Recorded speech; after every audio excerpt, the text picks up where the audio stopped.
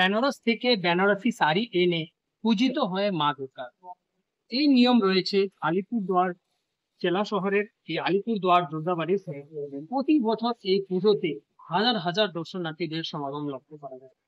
বিশেষত অষ্টমীর দিন এখানে আলিপুরদুয়ার জেলা শহরের বিভিন্ন প্রান্ত থেকে দর্শনার্থীরা উপস্থিত হন মাকে অঞ্জলি দেওয়ার জন্য। প্রতি বছর শুধু আলিপুরদুয়ার জেলা নয়, আলিপুরদুয়ার জেলার বিভিন্ন চা বলয় ও বনবর্তী এলাকা থেকেও কিন্তু দর্শনার্থীরা এখানে আসে। এই আলিপুরদুয়ার দুর্গাবাড়ি পুজো এবছর ১২৭তম বছরে পদার্পণ করেছে। প্রতি বছর কিন্তু এই পুজোকে কেন্দ্র করে এখানকার বাসিন্দাদের মধ্যে একটা আস্থা রয়েছে। এখানে সমস্ত রীতি নিয়ম মেনেই কিন্তু পুজো হয়ে আসছে দীর্ঘদিন থেকে। আপনাদের এই পূজার বিশেষ নিয়ম নিষ্ঠার মধ্যে বলবো। হ্যাঁ, আমাদের পূজার বিশেষ নিয়ম নিষ্ঠা আছে।